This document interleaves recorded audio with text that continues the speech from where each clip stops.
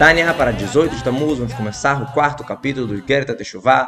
Depois que a gente explicou extensamente as questões dos jejuns, é importante a gente citar aqui, explicar claramente que hoje em dia não devemos fazer jejuns de não comer, e sim jejum de não ouvir besteira, de não falar xanará, de não ver coisas erradas, jejuns do pensamento, jejuns da fala, é muito mais importante. A pessoa pode, não no sentido de não falar nada e todo mundo vê que ele não está falando, e sim de não falar besteira, de só falar coisas de Torá, etc., de estar mais focado.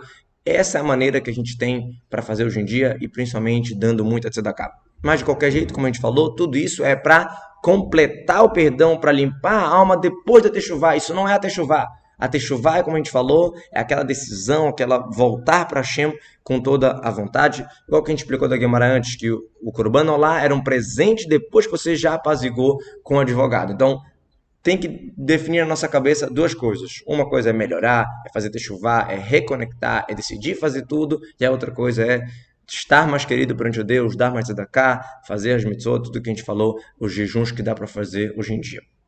Mas voltando para o início da Teshuvah, que é o principal, que é voltar para Deus com coração e de verdade, então é necessário explicar isso melhor, né? A gente já falou no primeiro capítulo, mas é necessário explicar mais, baseado no que o Zohar fala sobre a palavra Teshuvah, de acordo com a Kabbalah, que Teshuvah quer dizer Tashuv, rei, vai voltar o rei.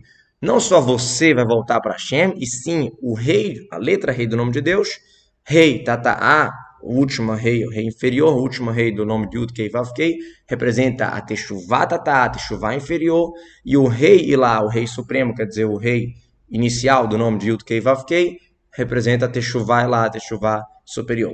Então, também precisamos entender o que os Zohar citam em alguns lugares, que não existe Teshuvah, não adianta Teshuvah para a pessoa que defeitua o seu brit, que faz sêmen em vão, etc. Isso é muito estranho, porque não tem nada que não a Teshuvah não consiga passar, né? A gente sabe que a Teshuvah vale para todas as mitzvot, até para Avodah Zará, até para qualquer pecado.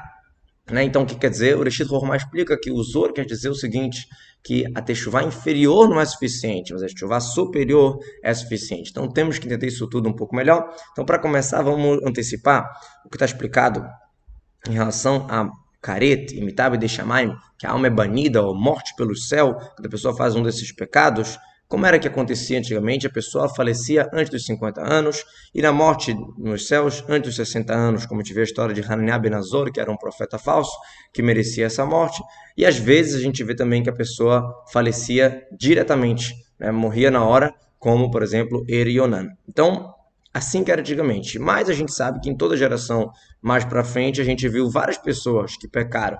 Pecados capitais, pecados que é careto, pecados que teoricamente deveriam falecer, e eles viveram uma longa vida, e não só longa vida, baneimim, uma vida boa. Você podia pensar, eles viveram sofrendo, então foi considerado um castigo para eles. Não, viveram bem. Então como é que funciona hoje em dia? Né? A questão é que a pessoa não pecou, pagou hoje em dia. A gente peca e tem uma vida longa e boa, mesmo que a gente fez pecados. Como é que funciona? Tudo isso vai explicar na continuação. Bezrat Hashem.